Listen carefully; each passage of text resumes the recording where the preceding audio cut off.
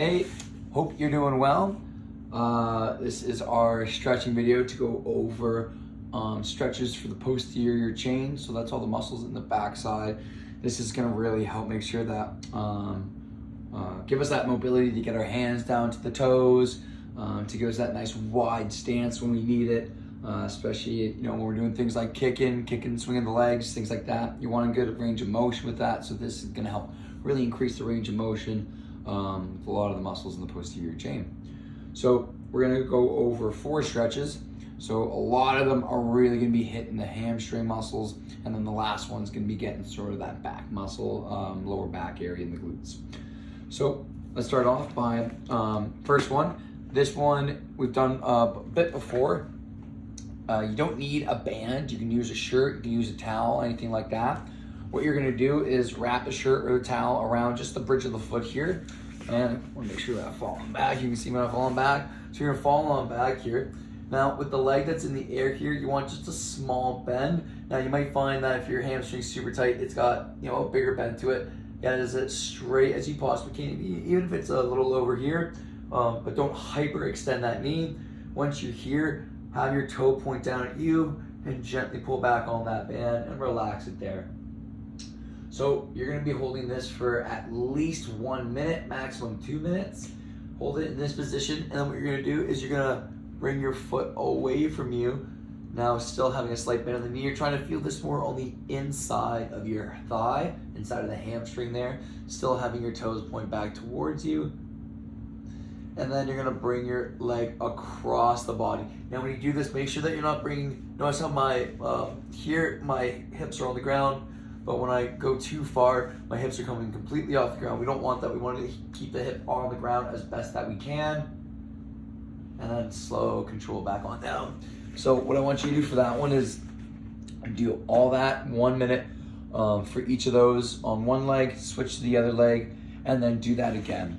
The reason for it is because the second time that you do it, your muscles are nice and relaxed. And so when your muscles are relaxed for the second time, you're gonna be able to go a little bit deeper into the stretch, and it's gonna be a little bit more satisfying of a stretch there for you. So the next one that we're gonna go into, very similar concept, except it's not with the band, but we're still stretching the hamstrings. So this one, coming up here, you're gonna extend one leg out. Now, again, slight bend in the knee. Don't want you to hyperextend, just having a small bend in the knee, back's nice and flat. And what I want you to do here is push your hips back. So notice how when I push my hips back, my leg's getting pulled back. If you just hinge forward, notice my leg's not even, it's barely getting pulled back. But as you do that, that's what really gives all the muscles and behind the leg, the posterior chain, a great stretch. Now, if you want to grab your toe and pull it back for a little extra calf stretch, you can. You get your hand down there, try to keep your back as flat as you can. And we're just holding it here. Again, doing this for about 1 minute. If you want to get a little more intense, you can bring your hands to one side and bring it to the other side. If you want to, you don't have to. So you'll do that for 1 minute on one side, 1 minute on the other, and then you'll do that 2 times just for the same reason as the last stretch. Next stretch that we're gonna come to, this is gonna be a little bit more for that lower back area. So we're gonna bring one leg over top of the other, and then whatever leg that has come over top here, that arm's gonna reach over. You're gonna put your elbow on just above the knee here, and then you're gonna push that sternum forward, try to get your back as flat as possible. So you're gonna start feeling this a little bit in the hip, a little bit in the lower back, and maybe even behind the shoulders just a little bit. So this is gonna help make sure that we have that little bit of lower back flexibility as well. So holding it here for as long as you'd like, or sorry, not as long as you like, 1 minute to 2 minutes, whichever one of those you prefer. And then the last stretch that I want to go over with you is the piriformis stretch. So that's a muscle in the glute here. Again, the glutes, they really need to be nice and mobile when we're doing a lot of movement, especially if you got to get your hips nice and low, or if you got to get your legs wide, those glutes need to be loose. So what we're going to do here is we're going to bring one foot on top of the knee of the other leg. Then we're going to fall on back. Whatever leg is supporting that foot, let's come across here. You're gonna grab around that thigh and you're gonna pull back until you get a nice stretch in this glute area here. Now, there is an option here if you're finding that when you pull that leg back that it's not giving you a satisfying stretch.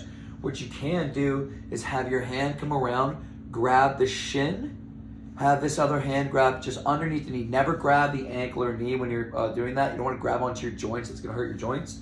Grab on there and let that other leg drop on down. This is going to be a nice intense stretch. So holding it here for 1 minute to 2 minutes on one side, and then to 2 minutes on the other side. One thing you want to try to have with this stretch is your foot that's here, don't let it drop down when you bring it across. Try to keep this leg at 90 degrees as best as you can. I got nice and tight hips, so it's relatively hard right now. So those are going to be the 4 stretches that I want you to be doing just at the moment. So all those muscles in the back, because it's not just going to be the calves and the hamstrings, but it's also going to be the glutes. It's going to be a little bit of the lower back. And this is going to help us, again, get the hands down to the toes. It's going to help us that when we're squatting down to keep our heels connected to the ground, which I know when it comes to bouldering, we want to make sure that we are able to have the mobility to get the heel connected when we need it to. Thank you for your time. Hope this helps. If you need anything, you let me know.